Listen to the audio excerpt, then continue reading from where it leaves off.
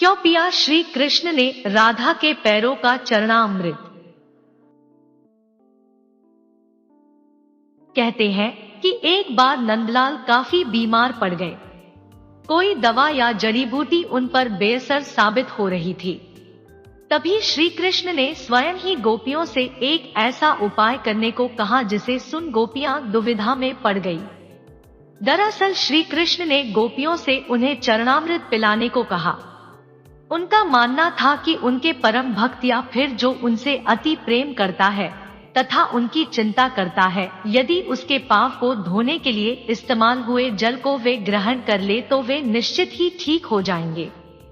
लेकिन दूसरी ओर गोपियां और भी चिंता में पड़ गई। श्री कृष्ण उन सभी गोपियों के लिए बेहद महत्वपूर्ण थे। वे सभी उनकी परम भक्त थी, लेकिन उन्हें इस उपाय के निष्फल होने की चिंता सता रही थी। उनके मन में बार बार यह आ रहा था कि यदि उनमें से किसी एक गोपी ने अपने पाव के इस्तेमाल से चरणामृत बना लिया और कृष्ण जी को पीने के लिए दिया तो वह परम भक्त का कार्य तो कर देगी, परंतु किन्हीं कारणों से कान्हा ठीक ना हुए तो उसे नर्क भोगना पड़ेगा।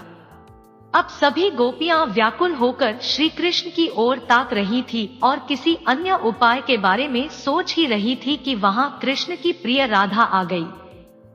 अपने कृष्ण को इस हालत में देख के राधा के तो जैसे प्राण ही निकल गए हों। जब गोपियों ने कृष्ण द्वारा बताया गया उपाय राधा को बताया तो राधा ने एक क्षण भी व्यर्थ करना उचित ना समझा और जल्द ही स्वयं के पांव धोकर चरणामृत तैयार कर श्री कृष्ण को पिलाने के लिए आगे बढ़ी।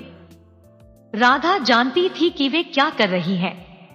जो बात अन्य गोपियों के लिए भय का कारण थी, ठीक वही भय राधा को भी मन में था, लेकिन कृष्ण को वापस स्वस्थ करने के लिए वह नर्क में चले जाने को भी तैयार थी। आखिरकार कान्हा ने चरणामृत ग्रहण किया और देखते ही देखते वे ठीक हो गए, क्योंकि वह राधा ही थी जिनके प्यार एवं सच्ची निष्ठा से कृष्ण जी तुरंत स्वस्थ हो गए। अपने कृष्ण को निरोग देखने के लिए राधा जी ने एक बार भी स्वयं के भविष्य की चिंता ना की और वही किया जो उनका धर्म था।